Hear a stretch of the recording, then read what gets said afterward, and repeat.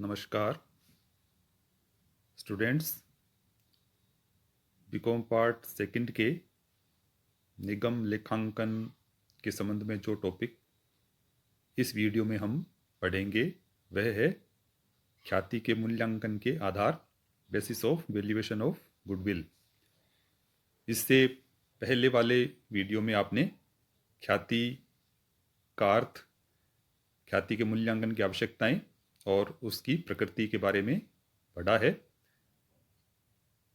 इस ख्याति की गणना कैसे करते हैं, कैसे ख्याति का मूल्य ज्ञात करते हैं, इसके संबंध में ये मूल्यांकन के आधार हैं। तो आइए इस वीडियो में हम इसके बारे में बात करते हैं। ख्याति के मूल्यांकन के आधार, basis of valuation of goodwill. जब ख्याति का मूल्य ज्ञात करने की बात आती है तब हमें इसके आधारों पर विचार करना होगा कि ख्याति का मूल्य किस आधार पर हम ज्ञात करें। सामान्यतः हम जानते हैं कि ख्याति है वह व्यवसाय के लाभों का परिणाम है, यानी व्यवसाय जब सामान्य से अधिक दर से लाभ कमाता है तो व्यवसाय में ख्याति का मूल्य उत्पन्न होता है। तो हम ये तो जानते ही हैं कि ख्याति है वह व्यवसाय द्वारा कमाए गए लाभों का परिणाम है। अतः ख्याति के मूल्यांकन के दो उचित आधार बताए गए हैं, जिसमें प्रथम है भविष्य में कायम रहने वाले लाभ यानी फ्यूचर मेंटेनेबल प्रॉफिट्स, और दूसरा है अधिलाभ यानी सुपर प्रॉफिट। अब भविष्य में कायम रहने वाले लाभ क्या होते हैं और इनको कैसे ज्ञात किया जाता है, इसके बारे में हम बात करते हैं। सामान्यतः ख्याति है वह भविष्य में कमाए जाने वाले लाभों का वर्तमान मूल्य है। कोई भी व्यवसायी जब ख्याति के लिए भुगतान करता है तो वह ख्याति के लिए जितनी रकम अतिरिक्त भुगतान करता है उसकी भरपाई वह भविष्य में कमाए जाने वाले लाभों से करता है, क्योंकि उसने यह है ख्याति की रकम भविष्य में जो अतिरिक्त लाभ कमाएगा उसके लिए प्रदान की है। अतः ख्याति है वह भविष्य में कमाए जाने वाले लाभों का वर्तमान मूल्य है। इसके लिए गत कुछ वर्षों के लाभों के औसत को भावी लाभ का उचित अनुमान माना जा सकता है।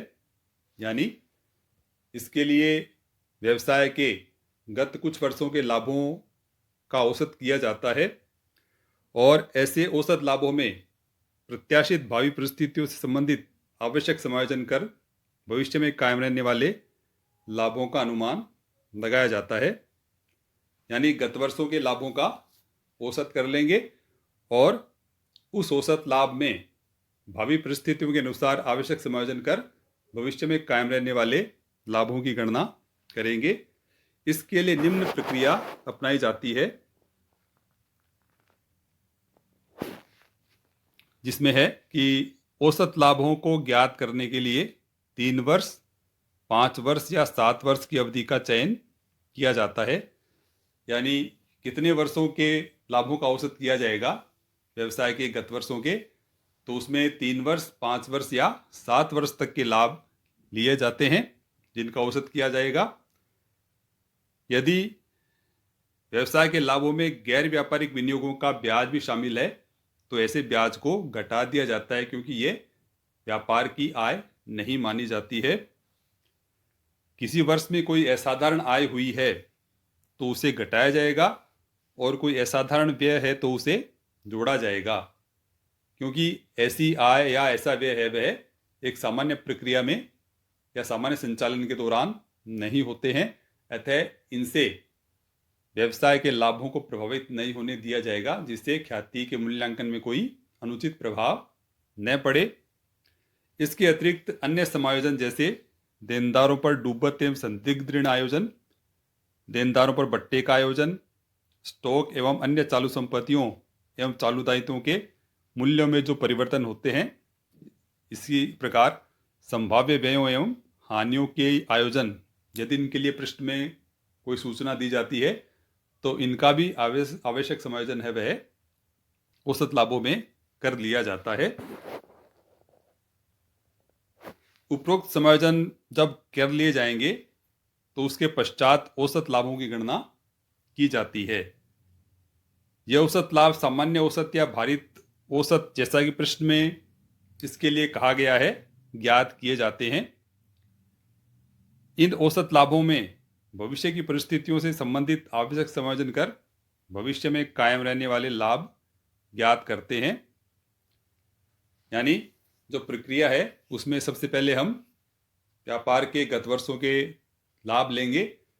उन लाभों में यदि कोई गैर व्यापारिक विनियोगिक आय है तो उसे घटाया जाएगा, या गत वर्षों में किसी वर्ष कोई असाधारण आय हुई है तो उसे घटाया जाएगा, और कोई असाधारण व्यय हुआ है तो उसे जोड़ा जाएगा। और इसके अतिरिक्त अन्य कुछ समायोजन अगर प्रश्न में उनके लिए कहा गया है तो वो उनमें कर लिए जाएंगे। उसके पश्चात उन लाभों का औसत किया जाएगा, और इस प्रकार जो औसत लाभ ज्ञात होंगे उन औसत लाभों में भविष्य की परिस्थितियों के अनुसार आवश्यक समायोजन करके भविष्य में कायम रहने वाले लाभों की गणना की जाएगी। अब भविष्य की परिस्थितियों के अनुसार जो समायोजन होने हैं वह कौन से हो सकते हैं, वो इस प्रकार से हैं। देखिए, जिसमें सबसे पहले है व्यापार के स्वामी या स्वामियों का उचित पारिश्रमिक घटाया जाएगा। इसके लिए व्यापार के स्वामी का उचित पारिश्रमिक है वो मान लिया जाता है कि यदि व्यापारी या स्वामी स्वयं व्यापार का संचालन नहीं करके उसके लिए कोई व्यक्ति रखता या कोई प्रबंधक रखता तो उसे भी उसका पारिश्रमिक देना पड़ता। तो ऐसा पारिश्रमिक उचित पारिश्रमिक मान लिया जाता है और उसे औसत लाभ में से घटाया जाता है। इसी प्रकार दूसरा है भविष्य में किसी आय के न होने या कम होने की संभावना हो तो उसे घटाया जाएगा। यदि भविष्य में कोई आय नहीं होगी जो पहले हो रही थी लेकिन अब आगे भविष्य में नहीं होगी, या उसमें कमी आने की संभावना है, तो उसे औसत लाभ में से घटाया जाएगा। इसके बाद अगला है भविष्य में किसी नई आय के होने या बढ़ने की संभावना हो तो उसे जोड़ा जाएगा। यदि भविष्य में किसी नई आय के होने की संभावना है या वर्तमान जो आय है उसमें वृद्धि होने की संभावना है तो उसे औसत लाभ में जोड़ देंगे। इसके बाद अगला बिंदु है भविष्य में किसी व्यय के न होने या कम होने की संभावना हो तो उसे जोड़ा जाएगा। भविष्य में कोई व्यय नहीं होगा जो अभी वर्तमान में हो रहा था लेकिन आगे भविष्य में उसके नहीं होने की संभावना है या उसके कम होने की संभावना है, यानी वर्तमान से उसके भविष्य में कम होने की संभावना है, तो ऐसे व्यय की राशि को औसत लाभ में जोड़ दिया जाता है। इसके बाद अगला बिंदु है भविष्य में किसी नए व्यय के होने या व्यय में वृद्धि की संभावना हो तो उसे घटाया जाएगा। भविष्य में कोई नया व्यय होने की संभावना है या वर्तमान व्यय में वृद्धि होने की संभावना है तो ऐसे व्यय की राशि को औसत लाभ में से घटा दिया जाता है। और इसी प्रकार अगला बिंदु है स्थायी संपत्तियों के मूल्य में कमी या वृद्धि से मूल्य ह्रास में कमी या वृद्धि का समायोजन किया जाएगा। यानी जो व्यवसाय की स्थायी संपत्तियां जैसे भवन है, मशीनरी है, फर्नीचर है इत्यादि, तो इनके मूल्यों में कमी या वृद्धि होती है तो उसी के अनुरूप मूल्य ह्रास में भी हम कमी या वृद्धि का समायोजन करेंगे। यानी मूल्य ह्रास में यदि संपत्तियों के मूल्य में वृद्धि होती है तो मूल्य ह्रास में भी वृद्धि होगी तो उतनी राशि लाभों में से कम हो जाएगी, और यदि संपत्तियों के मूल्य में कमी होती है तो मूल्य ह्रास में भी कमी होगी तो उतनी कमी से हम औसत लाभों को बढ़ा देंगे। तो इस प्रकार से ये आवश्यक समायोजन करने के बाद में जो औसत लाभ प्राप्त होंगे वह भविष्य में कायम रहने वाले लाभ कहलाएंगे। यानी इन लाभों की भविष्य में प्राप्त करने की आशा की जा सकती है। औसत लाभों में जो समायोजन किए जाते हैं आय और व्यय के संबंध में। तो इस संबंध में यह बात हमें ध्यान रखनी है कि यदि भविष्य में किसी आय के नहीं होने की संभावना होती है या किसी आय के कम होने की संभावना होती है तो इससे लाभ कम होते हैं, अतः इनको लाभों में से घटाया जाता है। और भविष्य में किसी आय के बढ़ने की संभावना है या कोई नई आय होने की संभावना है तो इससे लाभों में वृद्धि होती है, अतः इन्हें जोड़ा जाता है। इसी प्रकार भविष्य में किसी व्यय के नहीं होने की संभावना है या कम होने की संभावना है तो इससे लाभ बढ़ते हैं, अतः इन्हें जोड़ा जाता है। और भविष्य में किसी नए व्यय के होने की संभावना है या किसी व्यय में वृद्धि होने की संभावना है तो इससे लाभ कम होते हैं, अतः इसे घटाया जाता है। तो इस प्रकार से समायोजन करते समय इस बात का हमें ध्यान रखना है। इसके बाद हम बात करते हैं कि जो औसत लाभ ज्ञात किए जाते हैं उसमें सामान्य औसत का प्रयोग किया जाए या भारित औसत का प्रयोग किया जाए।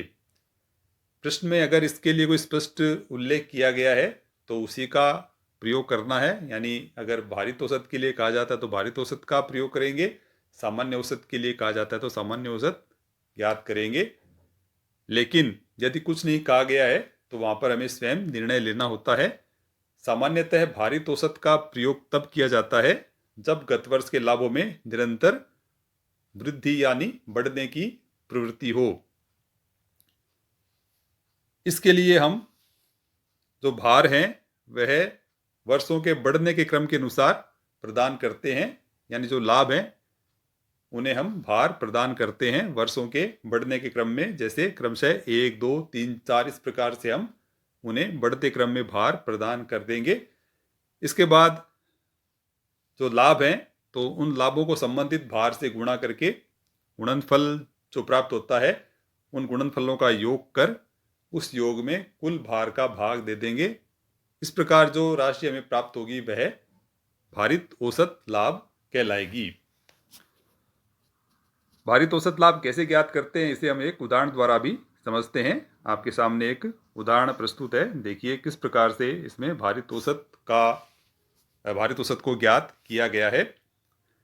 उदाहरण इस प्रकार से है, एक व्यवसाय में 1 अप्रैल 2011 में स्थापित एक व्यवसाय है वह 1 अप्रैल 2011 में स्थापित किया गया तथा 31 मार्च 2016 को समाप्त हुए गत 5 वर्षों के लाभ क्रमशः हैं 28,000 रुपये, 36,000 रुपये, 48,000 रुपये, 60,000 रुपये और 90,000 रुपये।